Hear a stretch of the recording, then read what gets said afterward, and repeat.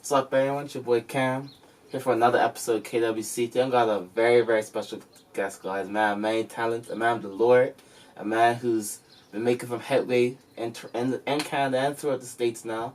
Best friend of mine, Shope. How you doing, brother? I know, Cameron, good. It's Jack. Keep replaying on that button, keeping this track buzzing. Body settle for this watch. I keep my arms something bigger like on this God. Yeah.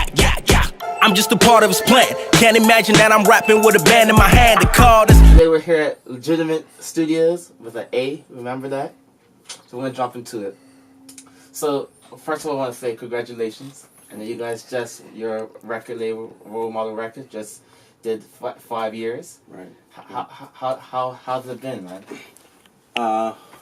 It's been a trip, man. It's a journey, if anything, right? So in many ways, it's kind of funny to just look back because you don't realize where the time goes, right? Yes. We just know that when we started this thing, we had a love, we had a passion, we had a desire to do something good and something big, something uplifting and positive. Yes.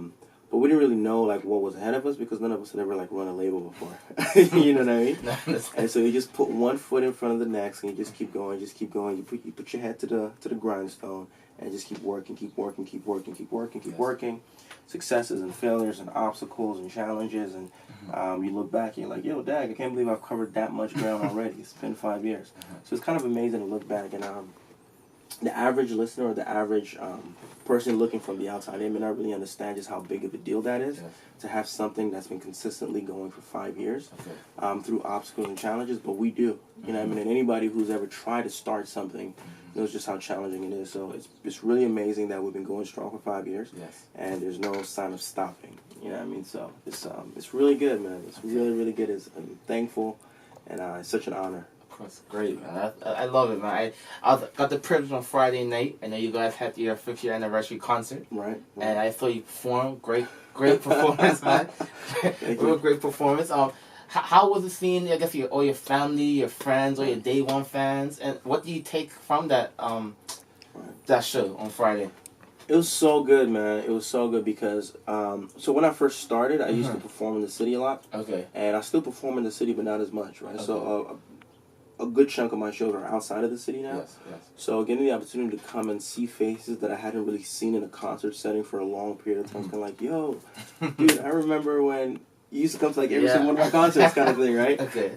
So it was really good to see cats who don't really come out to concerts as much just come through because they're day ones. Yes. Because they recognize that, listen, like what these guys are doing is good. Like that. Like I rock with Role Model Records. Yes. So it was such an honor. I was just so humbled by that. You know what I mean? And I try not to take that for granted. I really try not to take that for granted. One thing I was thinking about is one of my friends, he was there, and he's married, and he just has a new kid. Oh, congratulations. So, like, I saw him there, and I was super excited, but then, like, the day afterwards, it hit me. I'm like, yo, dag, that dude has a new baby. Like, for the guy to sacrifice his evening, his Friday evening, instead of spending it with his wife and his kid, to say, you know what, I'm going to come and devote my evening, and then for his wife to give him that opportunity to say, you know what, go and do it, like, have fun, support the brother.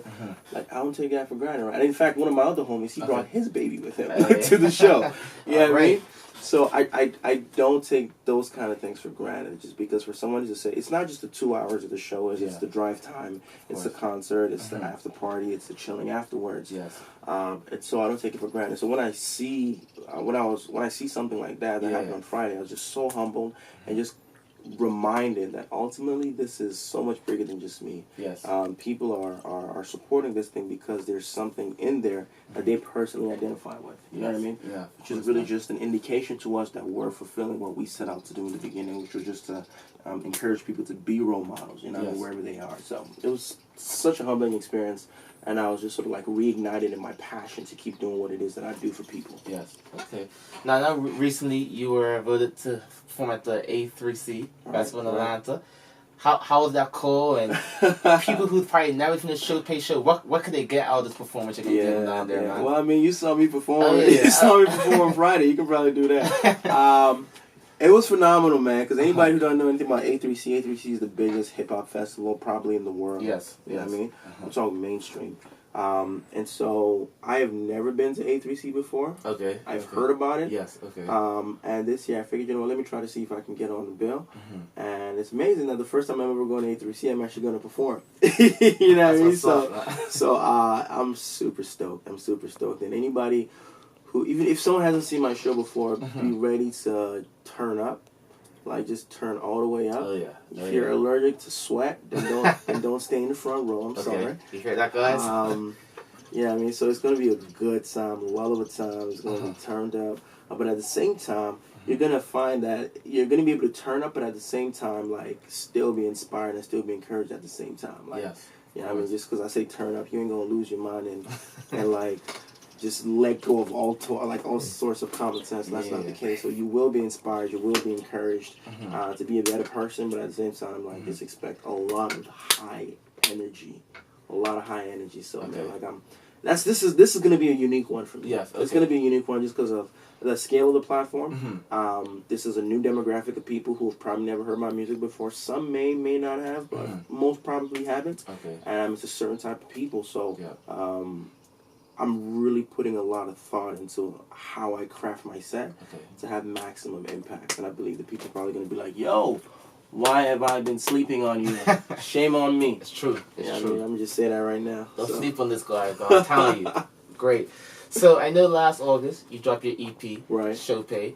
What's the inspiration of making that project and everything, man? Yeah, it was sort of like a reintroduction of sorts. You know what I mean? Just over the years, I mean, one of the hardest things for an artist to do is find his voice. Okay. You know what I mean? Okay. And some artists will probably say, you can make a case for the fact that you find your voice, but you're always sort of like chasing this elusive project because you never quite make the project you want to make just because you look back, you're like, I could have done this differently, etc. So for the last 5 years, I've really worked at trying to develop my voice and finding like what my style is, my cadence, my just like internal motivations, like my just everything, right? And so I think that the music I made prior, I think was really good. Okay. But I really do believe that just before that project, I'm getting a little closer towards sort of like identifying who I am. Yes.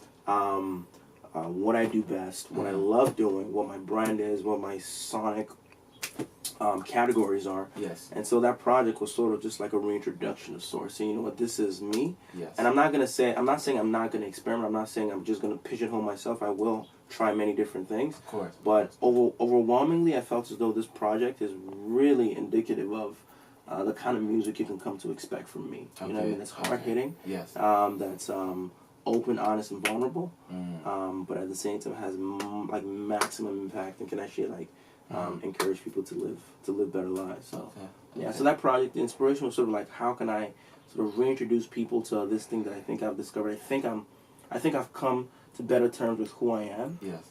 Since getting married and just growing as a man, like, okay, you know, I want to give something that people can live, like some soundtrack to their lives. Yes. That's also very true to who I am. Of course. Yeah, I mean, so to those people who've been following me, many of them actually said like, yo, your project has been good, but this is like, there's something different about this. I'm like, yeah, absolutely. And for those people who were just getting hip to the movement, they can be like, yo, all right, you know, like this is a brother right here who can do his thing. So. Okay. What would you say off of that part? What is one of your favorite tracks to perform off there? Let me go through this track list in my head right now. Got Cinema, got Don't Let Me Stop, Mona Lisa's on there, Confetti, The Wind. I say Confetti is probably one of like the yeah. All right. Just because like Confetti is a fun track, man. Okay. Okay. And the funny thing is that Confetti was like, it's still sort of within the umbrella of what I would do, but if you listen to everything else, it was sort of like a bit of a sonic departure from everything else. Okay. But that's because I just wanted to have fun. I just wanted to make like a bit of a turn up track, whatever. So Confetti's probably one of my to perform. Yeah, okay. To perform, not to listen to. Okay. I mean, like I like all my music, but I think Confetti's probably one of the most fun ones to perform. Okay. In terms of just listening to. Yeah. Don't Let Me Stop is probably. Don't Let Me Stop. Okay. Probably one of my favorite ones, just because I think. Okay. The concept is good, the instrumentation, the production is good. I think the wordplay is really good, and I think the message is something that a lot of people find strength from. Yes. You know what I mean? When you're tempted to stop, when you're tempted to quit, when you're tempted to give up or throw in the towel, man, you gotta find somebody and say, listen, no matter what happens, dude, don't let me stop, man. Don't let me stop. Just keep pushing me, because at the end of the day, we need encouragement from each other. Yeah. So yeah. Sure, okay. So I know recently, I know before in the past you went by the stage name Spoken. Right. Now Shope. Mm-hmm. What's the meaning of the change? Like, Yeah. So Shope is actually my real name. Okay. Believe it or not. It's spelled differently because if I'm Nigerian by descent, so if you know any Nigerians, you know that their names are not their names. Basically, what I mean is like it's their name, but the way they pronounce it is very different from the actual way. Okay. Long story short, Shope is my real name. It's spelled a little differently because you won't be able to pronounce it if I spelled it properly. Okay. But Shope is my real name, okay, cool. and I changed it for a number of reasons. One of them was just a purely business reason. Yeah. So I picked Spoken. Okay. Years ago, and when I picked the name, I looked it up. Nobody really had that name. Okay. Unbeknownst to me, there was another really popular band that had that name as well, but they had sort of died out a little bit, right? Okay. Not died out, but they just weren't really touring and putting out music. Okay. So fast forward a couple of years now, I'm getting a little more press, getting a little more platform. But these guys, they're having a second leg. You know what I mean? They're sort of coming back. So cats coming to my videos thinking it's them. Yeah. So first of all, for business reasons, that's not really good. Just because you want to solidify your own brand. Yes. I figured, you know what, they had a name before me. That was one of the reasons. The other reason was also, once again, over the years, coming to terms with who I am as a person, what kind of music I want to make. Yes. Not just wanting to chase a trend, this is the kind of music I want to make. Yes. I realized I want to make really honest, open music. I sort of want to, put my life on display in the hope that somebody else can benefit from it. You know what I mean? Put my life out there so people can see, what God is doing to me. Yes, of course. And in the process, they can, gain some encouragement and strength and some perspective through that as well. So I felt as though going with my natural name just made sense, because if I go with a moniker, if I go with an alias, it's almost as though there's the real me and then there's this public persona. Jump back and forth. Right? But by going with my real name, it was just another symbolic way of saying, listen, man, what you see is what you get. Who you hear on the record, this is who I am in person. I've got nothing to hide. And hopefully you can take strength from my successes, my failures, my weaknesses, etc. And so, again, this came with just life experience, getting married, just maturing a little bit. Yeah. And then finally, my real name, my name actually legitimately means, I make joy to God. You know what I mean? So it was just reason upon reason upon reason upon reason that it just made sense. Spoken served me well for a while, and I still sort of love the name a little bit. Actually, I still love the name, but it just made sense to just go with my natural name, just so people can be like, "Yo, man, this is me," and what you see is what you get, and hopefully you can come with me along this journey. Of course, man. I know I'm talking about taking stands and stuff in life. I know you are a man of God. I know your relationship with Christ and stuff. Right. So do you think the word, or the saying Christian rapper, do you think we need to move for that? Because I mean to say is, you always hear old artists say, okay, yes, I'm a Christian rapper, but I just want to be known as a rapper. What's your takes on that? Yeah. So I mean, I sort of I fight the demand to pick one. Yes. Because I understand both. Okay. You know what I mean? So Okay. I understand that as human beings we like categories and we like to think in straight lines, because that's the only way the world makes sense. True. So somebody hears my music and they feel a need to call it Christian rap. If you want to call me a Christian rapper, I'm not gonna fault you for it. I mean that's how you make sense of what I do. That's fine. Okay. For me personally, I just identify as a rapper. Yes. You know what I mean? Because at the end of the day, Christian is a noun, not a verb. Yeah. You know what I mean? Christian is a noun. Sorry, Christian is a noun, not an adjective. Yes. Okay. In the sense that it is a person, is who you are. Yeah. It is not an adjective you use to describe something. You know what I Okay. mean? That's not a Christian air conditioner just because a Yeah. Christian made that. It's not a Christian speaker just because a Christian made that. You know, it's not a Christian meal just because a Christian put together that steak. It's a steak. Yeah, that's true. You know what I mean? So I make rap music. Yeah. Christian is who I am. And so the bottom line is everybody has a worldview, everybody has a perspective, and your perspective is going to come out. You know what I mean? Yeah. And if I put the word Christian right beside it, unfortunately people have a misconception as to what that means. And oftentimes the misconception is just not accurate. You know what I mean? So I got a homie, Bon Voyage from the Airplane Boys, and he's in the mainstream. He makes mainstream music, whatever, and he rocks my music. Okay. And one time we were talking, and he said, bro, I don't even understand why people call you a Christian rapper. Because I hear your stuff, and it sounds like rap to me. I know you're a Christian because I know you as a brother. I know you as a brother. Yeah. but your music is just dope. It's just you just make music, and of course your perspective comes through, but it doesn't sound like Christian rap, whatever that means.